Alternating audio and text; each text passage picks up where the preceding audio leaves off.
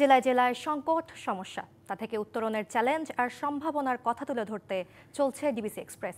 বিশেষ এই আয়োজনে মতামত থাকছে তৃণমূল থেকে শুরু করে নীতি নির্ধারকদের। ডিবিসি এক্সপ্রেস আজ সারাদিন আছে টাঙ্গাইল জেলায়।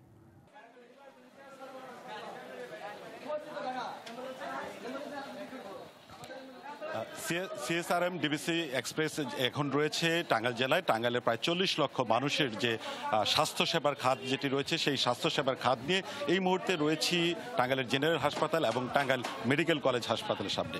1974 সালে প্রতিষ্ঠিত টাঙ্গাইল জেনারেল হাসপাতালের 250 শয্যা যে হাসপাতালটি রয়েছে এবং 2014 সালে টাঙ্গাইল মেডিকেল কলেজ হাসপাতাল যেটি রয়েছে, সেই মেডিকেল সেবার পাওয়ার পরেও যে দুটি অবকাঠামো থাকার পরেও কাঙ্ক্ষিত সেবা পাচ্ছেন না বলে অভিযোগ করছেন এখানকার তৃণমূলের মানুষেরা। আমরা জানবো আপনাদের কথা।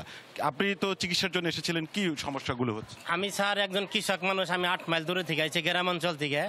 আমি গেছিলাম সোনিয়া ক্লিনিকে, আমার একজন পেটের সমস্যা, আমি বলছি যে আমি এন্ডোস্কোপি করবো, তা উনি বলছে 1800 টাকা নিবে। এবং এটা আপনি এই হাসপাতালে কি সেবা, কোনো সেবাই পাচ্ছেন না? হসপিটালে কোনো মেশিনই নাই।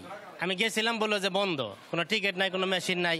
এত বড় বিশাল হসপিটাল, কোনো মেশিন নাই। এখানে ভাই গরিব মানুষের যার টাকা আছে তার ক্লিনিকে চিকিৎসা আছে, এখানে সরকারি কোনো সেবাই পাই না আমরা, কোনো চিকিৎসা নাই। ধন্যবাদ আপনাকে। শুনছিলাম, আপনি একটু জানতে চাই যে এই যে 40 লক্ষ মানুষের জন্য একটি জেনারেল হাসপাতাল এবং একটি মেডিকেল কলেজ, উপজেলাগুলোতেও তো হাসপাতাল রয়েছে, তাহলে এত সংকট কেন? বা আমরা দেখলাম যে কোনো একটি রোগী আসলেই দ্রুত ঢাকায় প্রেরণ করা হচ্ছে। একটু বলবেন আপনারা কেমন সেবা পাচ্ছেন? আসলে আমার জন্ম এখানেই। সবচেয়ে মূল বিষয় হচ্ছে যে অতীতে যে আমার হয়তো দেখতে খুব ছোট করে আপনি আপনার দৃষ্টিতে কি দেখেন? টাঙ্গাইল মেডিকেল কলেজ আমার বাম সাইডে, আর জেনারেল হাসপাতাল 50 শয্যা বিশিষ্ট। তো আমি যতটুকু দেখেছি সেটা হচ্ছে যে আসলে এখানকার মান খুবই খারাপ। আর সবচেয়ে বড় জিনিস যে একটু ঠান্ডা হলে উপজেলা যে সমস্ত স্বাস্থ্য কেন্দ্র আছে, সেই সমস্ত একটু ঠান্ডা হলেই তারা খুব সহজেই প্রেরণ করে এই সমস্ত হাসপাতালগুলোতে। এবং কি যেই কারণে টাঙ্গাইলে তো 40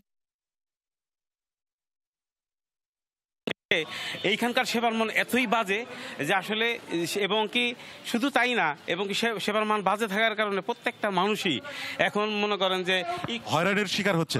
আমরা আরো একটু কথা বলবো আপনার সাথে। আপনি তো চিকিৎসা করতে এসেছিলেন, কেমন পাচ্ছেন, কি চিকিৎসা সেবাগুলো হচ্ছে? আমি অ্যাক্সিডেন্টের রুগী নিয়ে আইছি, আসার পরে ইমার্জেন্সি থেকে ইমার্জেন্সিতে আমার 3 তলা যেতে হবে। 3 তলা থেকে আমি এখন টলি পাচ্ছি না, তাহলে টলি যে গেলাম কোনো টলি নাই। 60-65 ওজনের মানুষ হেরে আমি কান্দে করে 3 তলায় নিছি। 3 তলা নেওয়ার পরে দেখি যে টলি দেখি চেন দেওয়া তালা দিয়ে রাখেছে। বললাম, পরে কয় যে না, দেওয়া যাবে না। আমরা যতটুকু জানতে পারলাম যে এই হাসপাতালের যে অব্যবস্থানো রয়েছে, চিকিৎসা সংকট রয়েছে এবং যে কোনো রুগী আসলেই সেই রুগীর যে অব্যবস্থাপনা এবং চিকিৎসা সংকট, সেই সংকটটি তীব্র আকারে বলছেন।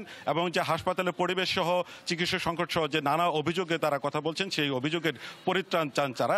এরপরে আমরা শুনবো টাঙ্গাইলের আরো যে সমস্যাগুলি রয়েছে সেই সমস্যা, এবং পরবর্তীতে আমরা এই সব বিষয় নিয়ে নীতি নির্ধারণের পর্যায়ে যারা রয়েছেন তাদের সাথে কথা বলবো। সঙ্গে থাকুন ডিবিসি নিউজের সাথে।